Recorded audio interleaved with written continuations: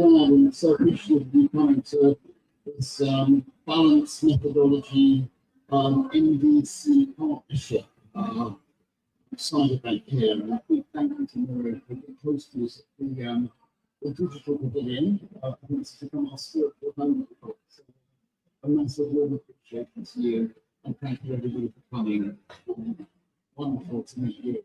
So, a big thank you for the tap and the invitation. It's a job on it. Okay, let's get going. Well, everybody, great to see you. As Dan said, it's a hot day. Welcome to Brazil. And we're really looking forward to getting this is going to be a very interactive conversation. So it's not just people telling your stories. We want to hear you and share with you. So let me start by introducing Dan, my good friend Dan. He's the founder and the CEO of Balance. And the idea, as you see, is three pillars, right? Biodiversity, sustainable communities, and climate action. The three items of the Holy Grail. All the reason that we are here in Berlin together to work it out. So it's great to have Dan. Dan has some moonshot ideas, which I think are very interesting. And so just quickly, he's the founder and CEO of Balance. He co-coined the term balance and carbon neutral, kind of cool. He has a very distinguished career advising academic collaborations, working with 250 global companies. And he's also an artist. And just across the road, there's a bunch of artists, and they were saying that, you know, real change will only come when science and art go hand in hand. And here you have them hand in hand in the person of Dan. So please, welcome. Well, thank you very much. Yeah, so that's very helpful. Also, I've advised Dan to advise IOSIS on taking mitigation, and I have a paper published by the Archives in public rights. I've been around the area for 30 years. It's the first time inaugurated. It's called the open shop by Morrell and the pet shop is the first ever carbon assessment, and that's the first time I've traded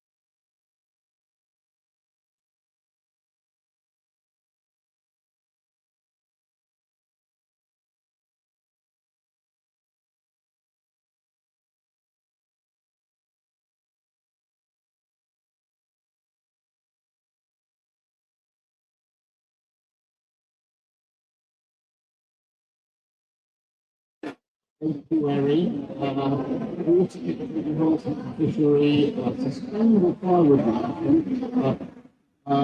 permaculture, agroforestry, ecotourism, agritourism, we've got a places that biodiversity hotspots from people who are earning money from it, it's a nice place to ecotourism and agritourism. Another thing that is regenerative agriculture, an income stream to local people. And then the second pillar of that human rights, social economics, is biochar.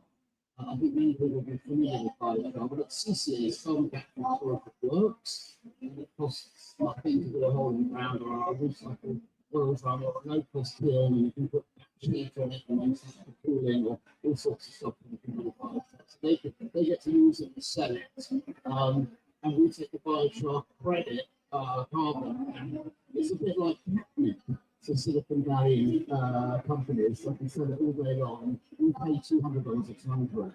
So that's another long-term income stream. The carbon money, all the money from permaculture, agroforestry, all those sorts of pieces, and the biochar. So that's a social economic. The next thing we do is we report. So our clients, they get a biodiversity and a social economic report every year.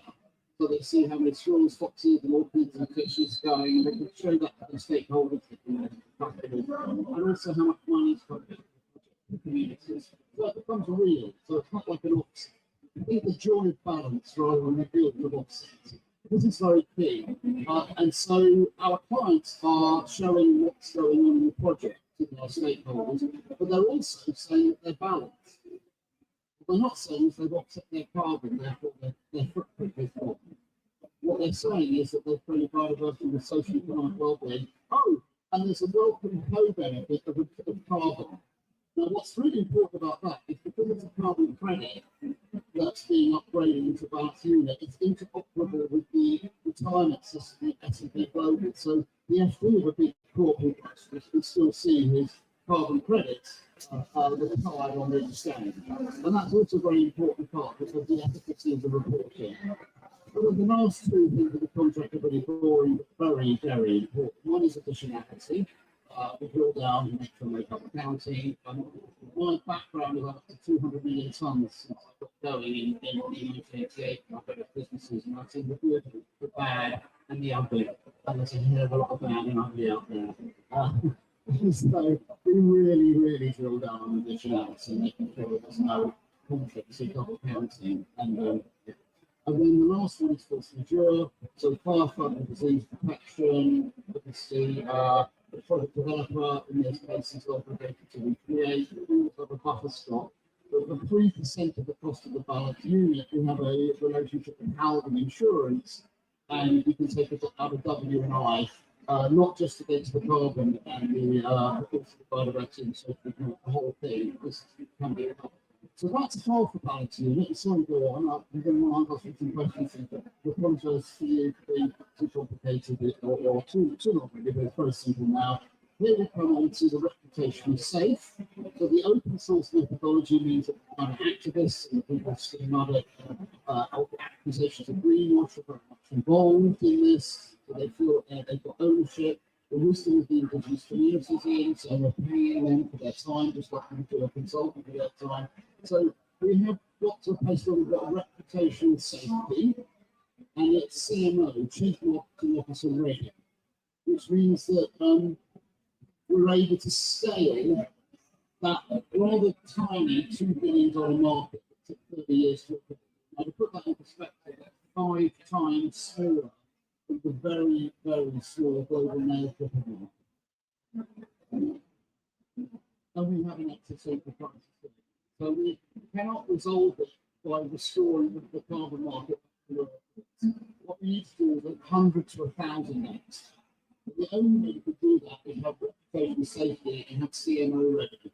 So now on to the last bit, which is the campaign work, and that's fun. So every unit of balance we create, we marry the planting 63 in country near their customers and their businesses. After we've been paid got people in time or final charge reporters, the subsequent year, the client can take its substance out and go ready to new from Palo Alto to San Francisco, plant trees with people, send it the antidote for anxiety. So you get people out, planting trees, and they can remember that their children 5-10 years later, there's that physical icon, and they go online and check. So that builds a movement. We have no intention of being a brand, this is a movement. And one by one, time by time, plant the protect efficiency, reduction, balance. And here we go.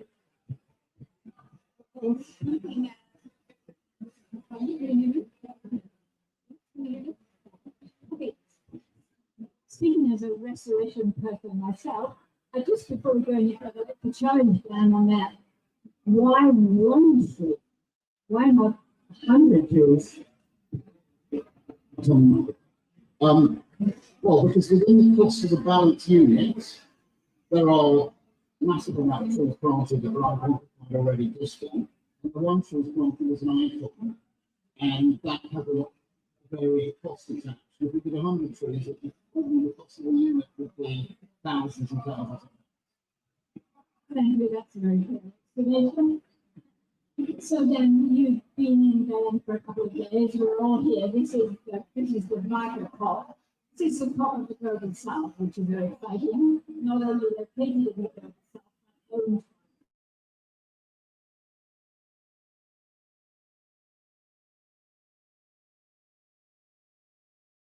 and how balance is going to help us get there. Okay, everyone is confused. It's myopic. We're focusing on carbon. So we're not taking the free approach, combining the economies of scale. I think that's what we need to do. That's the solution.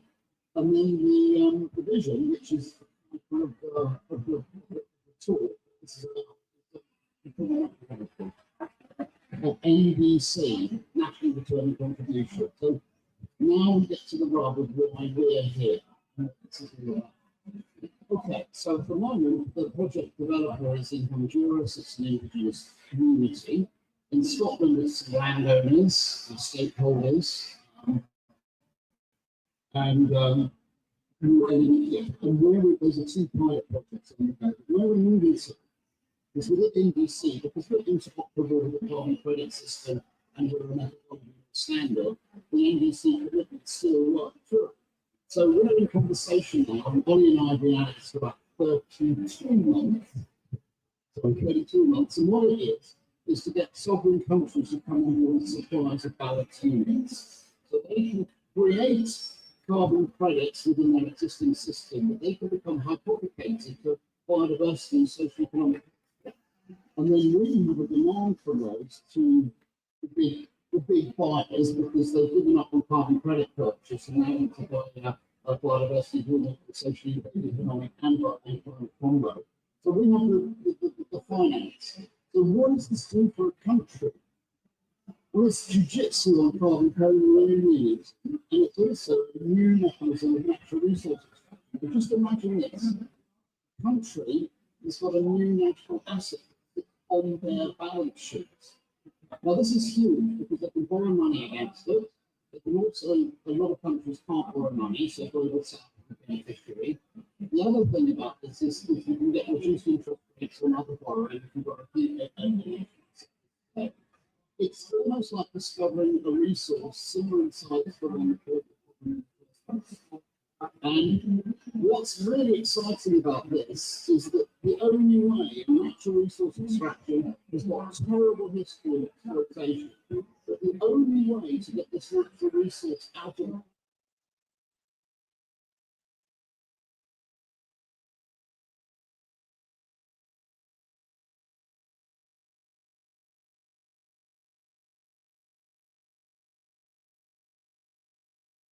place the economics of fossil fuels with the economics of restoration. Instead of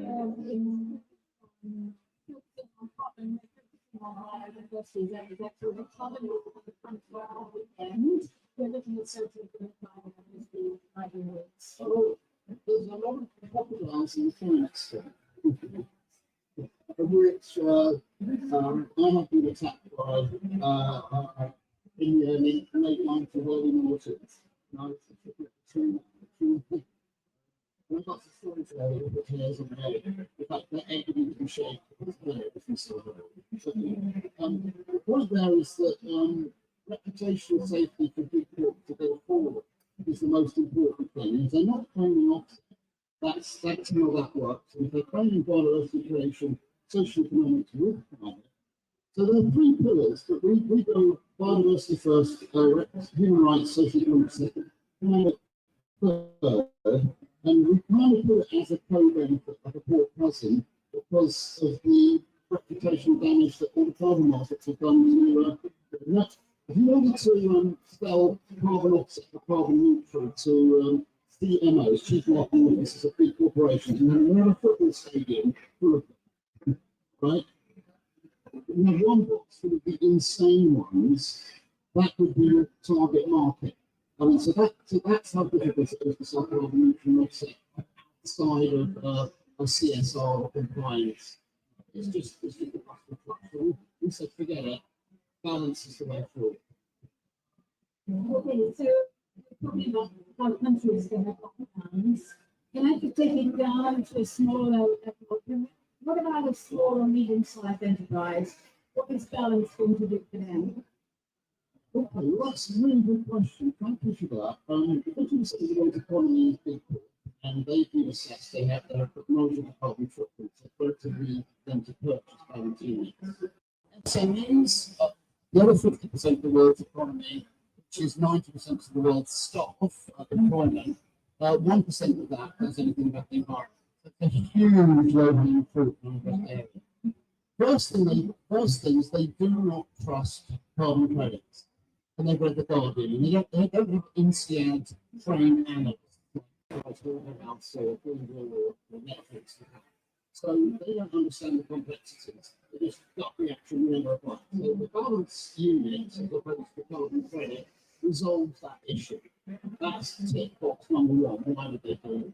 The second issue for SMEs is assessment. The footprint assessment to be assessed is expensive, it's intrusive, it's time consuming, and it's annoying. And in my old business, I used to get 30% churn out because people didn't want to be assessed. And it's even worse now because they didn't trust the product at the end. So I spent tens of thousands, $100,000 on it. Okay, so now I believe in it, and now I want to see it. Now I want to have an assessment. So we have balance to sector, which is on our website. And we've got ROW, rest of the world rollout. We know the CO2 footprint of every single industrial sector. And we also know the turnover. So what happens at the moment? We've got it going in the UK, but as I say, rest of the world rollout very soon coming. All of that something needs to do is input its company registration number, and it has a SIM code, so it doesn't even need to know it's sector.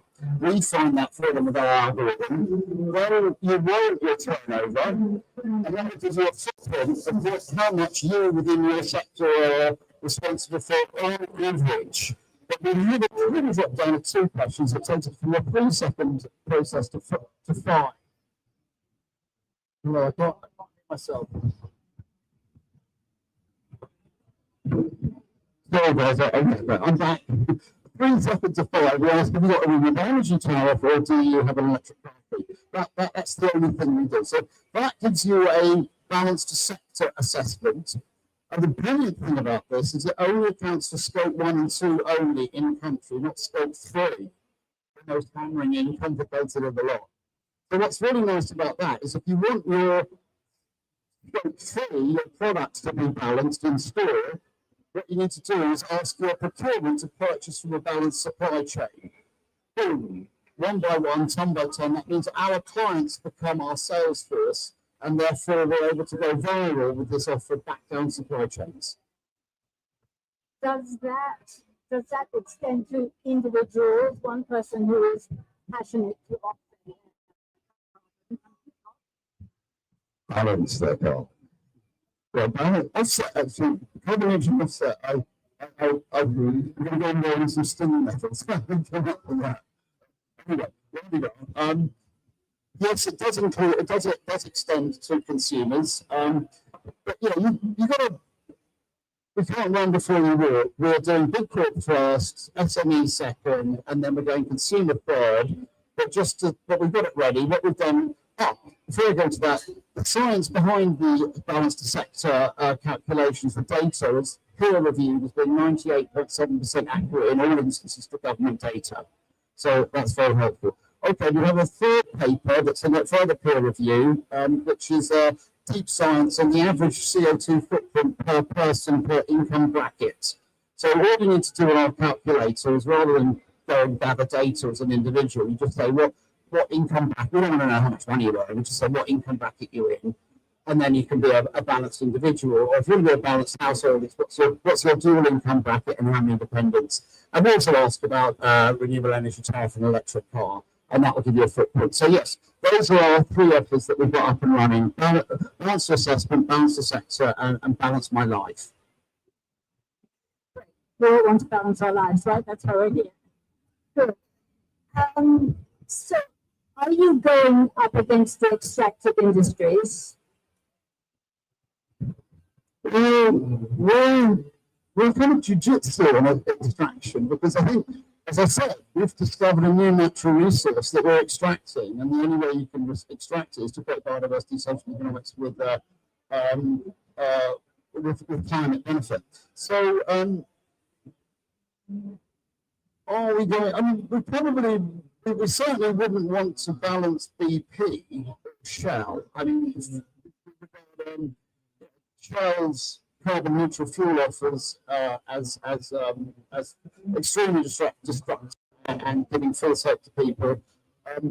BP, well, British Petroleum, Beyond Petroleum, I was actually quite close to this at the time. I was an advisor at Downing Street on an advisory group, and BP actually joined the group, which was bizarre. But anyway, I created, I think, one of the first ever carbon calculators back in 98. And that was a footprinting calculator. BP copied that, and then they very much used that for public affairs, saying that carbon footprinting should be put on the individual. It's almost like William Morrell say, smoking cancer should be put on the people who use our product. So it was used for public. It was used for look at how many people get incredibly stressed out about their tiny little carbon footprint. Yet they work for, there's 80 companies in the world that create 75% of the emissions. So and people go and work for those businesses without. So it's an obfuscation. So are we going up against that? I mean, from a philosophical point of view, we have the knowledge, and we'll be right that we use a technical phase. We extracting industries are very, very naughty. So Dan, what would you say are the barriers to acceptance of this very exciting new idea? Well, the barriers to acceptance is markets thinking that carbon credits, that's it, and a lack of understanding that they can be evolved into something that does something brand new and very exciting. So yes, we've had a bit of inertia from some of the markets. I've had serious pushback on the radiator forcing cycle, 100 years from some markets people, because it really does mess up what they're doing. It's iconoclastic in actual fact, because it means the whole system doesn't work. But this is the really exciting thing about that, is that our science on that is peer reviewed anonymously. So Professor Peter Cox at Exeter, one of the top IPCC lawyers, is the author of the section within our paper that deals with radiator forcing cycles. But then that's the citation, but then you've got it took us 26 months to go through peer review. And then what happens is you've got all the academic community with the sort of referring, and then a consensus document comes out. So if the markets went to argue with balance about the 100-year radiator forcing cycle, it's not me they need to talk to. It's the global scientific community. So we have, and that was part of the reason for doing so much housework before we came out, because you can't say something like your whole system doesn't work unless you can prove it, and we have proved it. So you're going to be replacing your system. Are you breaking the old system, or are you adapting it, or loving it into something better? We are assets because we're a methodology, not a standard. So we lift the existing standards into our methodology, and then we've created a market for them. So people won't want to buy the old carbon credits. And also with the market that just dropped by 62%, and there's countries out there who are getting carbon projects ready, thinking they're going to get carbon money in, and it's like there'll be money in those carbon areas, and it never arrives, or it's way too low. So we can get a premium, we can drive up the price, and we've got excited customers that are going, well, this is part of our marketing strategy, and we're proud of what we're doing. Where's that going to go? It goes massive. It goes 100 to 1,000x on the 2 billion when we're really working. So that does have an effect on the existing. And of course, existing carbon credits can be sold for compliance and at $2-3 a ton if somebody wants to, say they bought something and whatever. But fascinatingly, we don't touch avoidance because the avoidance credits, indigenous communities were cleared off the land because they were lighting fires even 9-10 months ago. It's even happening right now. And also, there's also land use issues about whether it was going to get felled or logged anyway. So we really do need to protect forests. So let us deal with the removal section. So Ollie and I have done again about 28-30 months of procurement and searching for carbon credits that happen to be able to exist and go through our methodology is like looking for working horse poo. I mean, really hard work. But we found it. We found, I think we've got 5 million tons on our books, which is enough for us to service a £250 million turnover over the next couple of years. So we're there in terms of finding the stock. But what do we want to do with this? We want to go ex ante, whereby we pay people 25% of the money up front to create the project to our methodology, and then 75% down the line. We can do that 2 ways. One, we can do that privately funded, and or we can do it client funded. And because the clients aren't claiming a carbon offset, they're not necessarily needing to buy a carbon credit.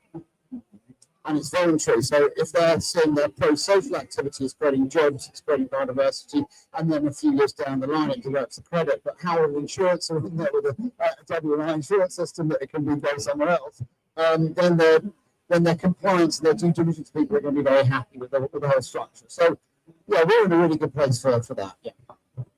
So you're talking about carbon capture for reforestry and wild and on a large scale, right? Well, yeah, okay, so the moonshot. You want to have the moonshot?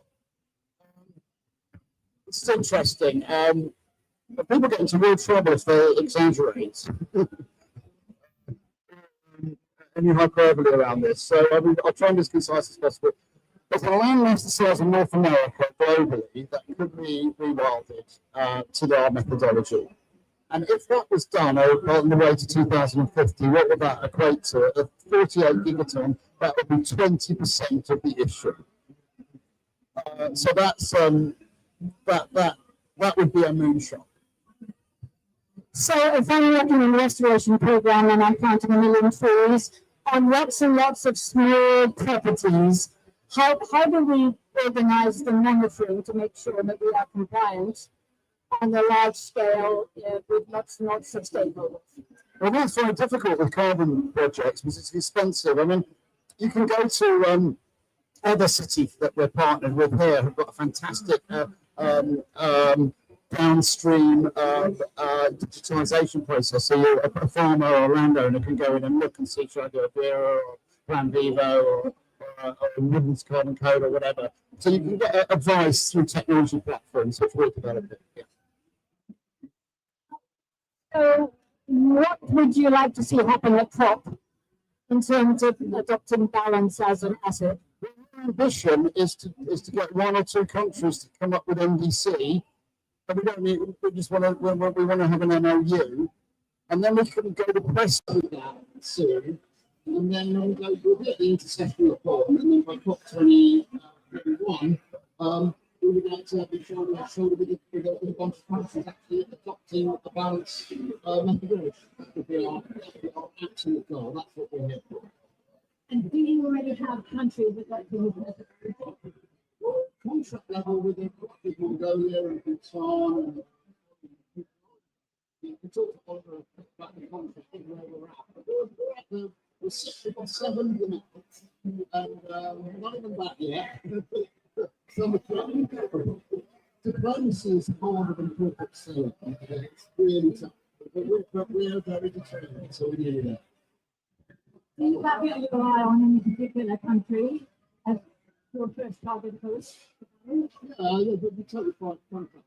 Great relations with Benji Georgie is one of my great friends. Is the ex-environmentalist of Bhutan, staying in Bhutan, so yeah, Bhutan is a good first start. And then Mongolia, also on Morrell, we've got great relationships with Morrell. We're doing a lot of urban regeneration. We found methodologies where we can look at how to create permaculture and agroforestry within an urban regenerative system. So they're being really innovative. And then who else are we? Anyway, yes, there's a lot going on. Are you in discussions with Brazil?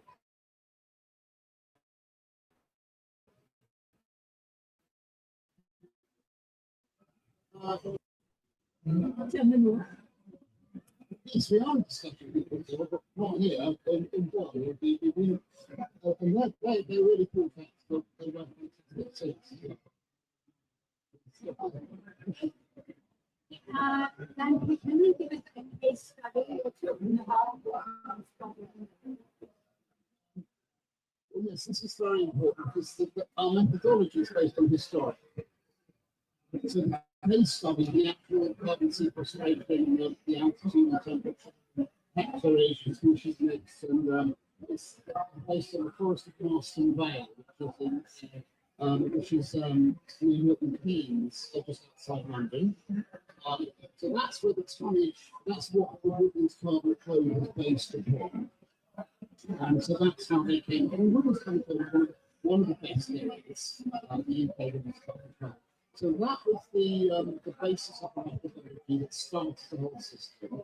And I got James Russell, the forest director, and the backers and the Brits went off neutral back in the late 90s, and that's where they went. So I have a very long so that was the first methodology in the case study that developed the Woodlands Carbon Code, is where our first parenting is the Ninja Chew. And that's what that is. So that was the first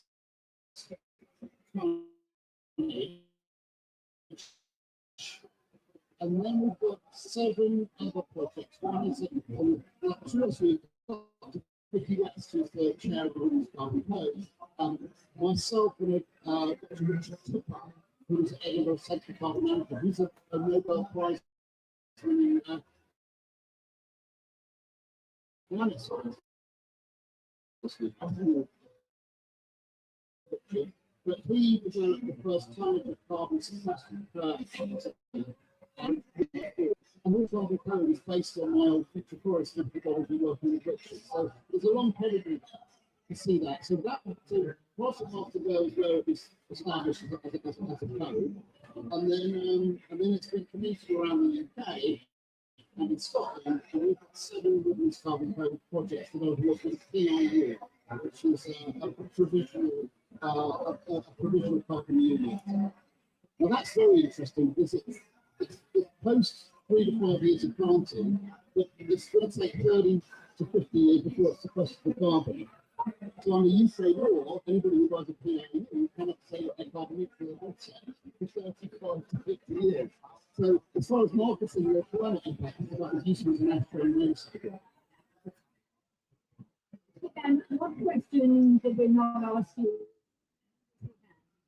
I wish we could ask the audience if they would say ask the questions. Anybody want to ask a question? Any question? Yes, yes.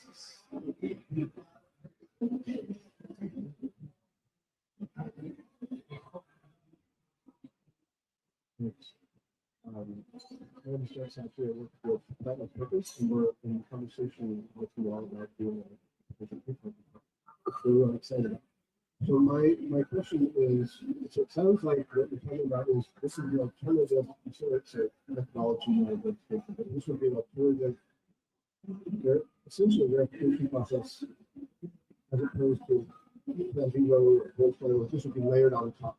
Yeah, the answer is it's not instead of, it's in partnership with, although we have no relationships with the standards. We're interoperable. So what happens? It's a layer on top. So the verification of carbon comes from Panvivo or Standard, ERA, and that generates the credit. We purchase those credits from a product developer who has adhered to over and above the 6-point methodology. I just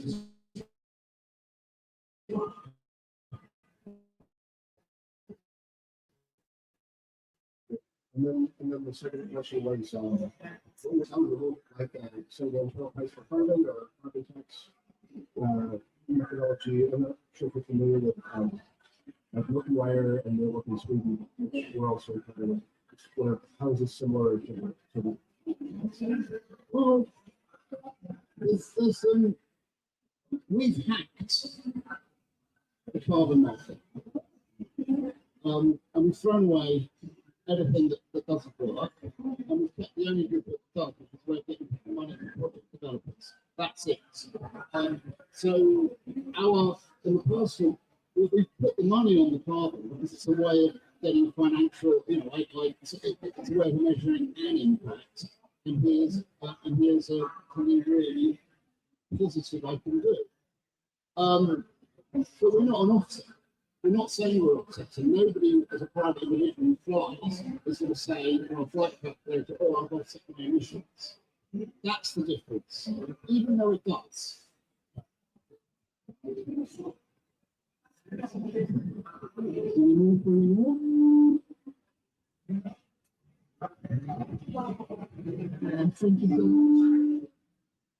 My name is Veda. I'm representing RAD. RAD is the Arab Network for Environmental Development. It's a network of NGOs and the Arab region. Thank you so much for this interesting session. I was just asking about, the civil society. Because you mentioned SMEs and the cooperatives and so on. But however, many NGOs, many civil society organizations, they have a lot of projects on the ground, and they need to know more about this part of the market, and they lack the knowledge, they lack the experience, and so can Balance provide this technical experience? Thank you. Note that we're in the digital phase. So the answer is, in practice, yes, absolutely. And there's a particle zoom of 16 or so different carbon credit standards of what's available, and it's a very complicated area, which is and so fortunately, this is a bit of really, really good news. Many of the standards are coming up with APIs. And that will happen over the coming years. Those APIs will plug into the downstream digitalization process, so you'd be able to put a developer organized so that facility will be available through our website within 18 to 24 months. However, the myopic nature of this is the biggest problem we've got with climate, is to deal with offset and think that that's the carbon of the approach. If you do this without social economics and without biodiversity creation, you're going to get, it's really probably just doesn't work. So on this API plugin from standards, we are augmenting the social economic and biodiversity creation monitoring into that digitized downstream process, which inevitably will mean that will help us with our clients report. And so yeah, the modern world, we're going through the digitization of these processes to help with that.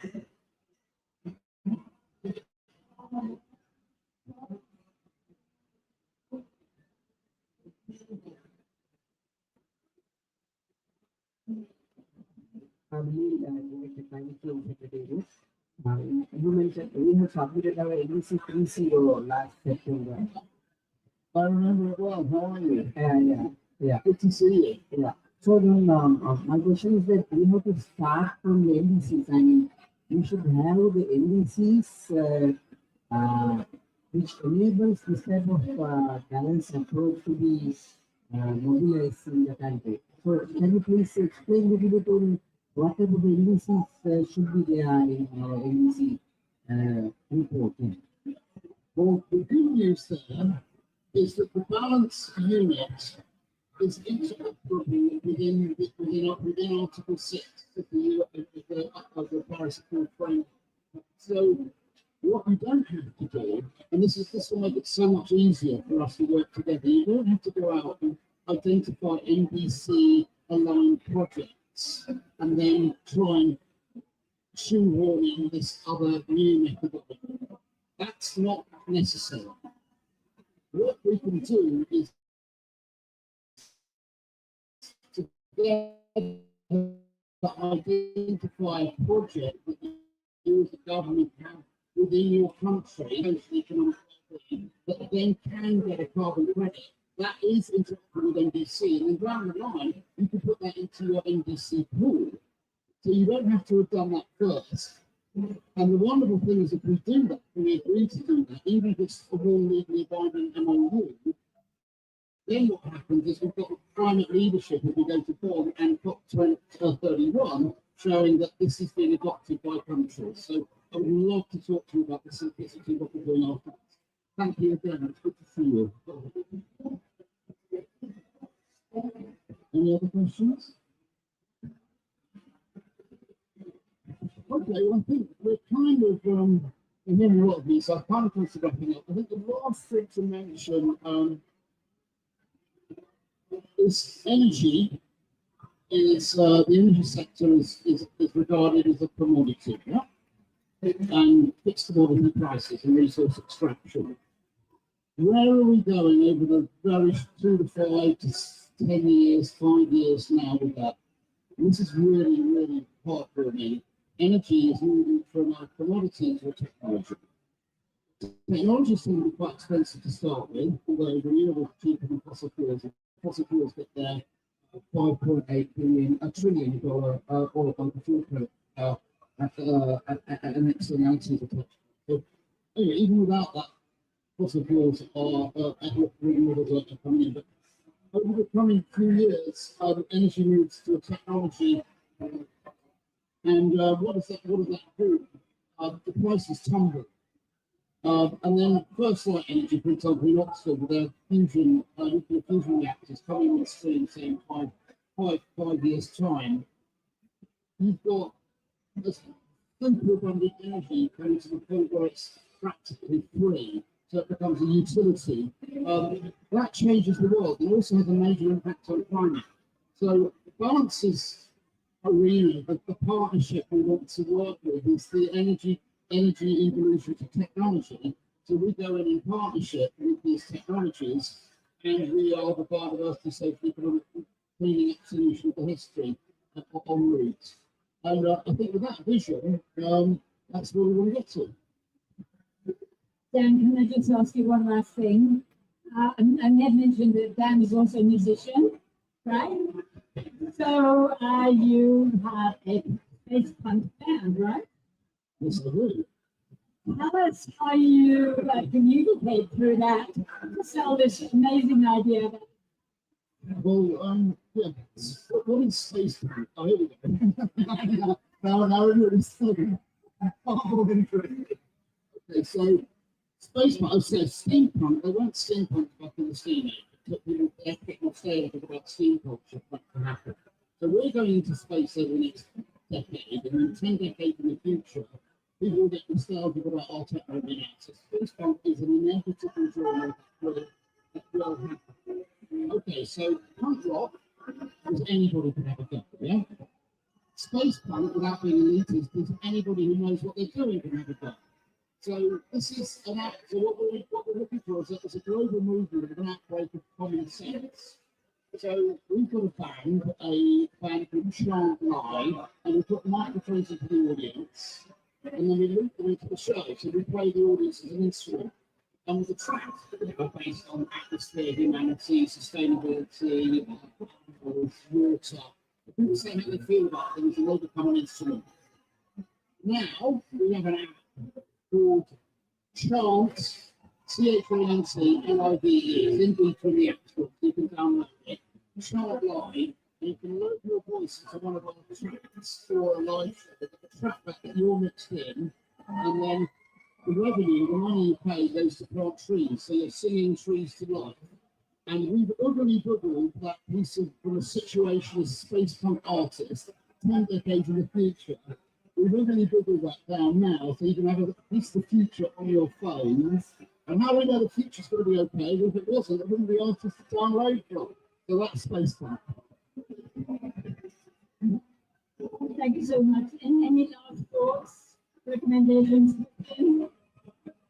Thank you all so much for coming on this hot day, and maybe we'll have a great talk. And let's go rooting for the let's get balance at country level, at corporation level, NGO level, individual level. So good job there. Thank you.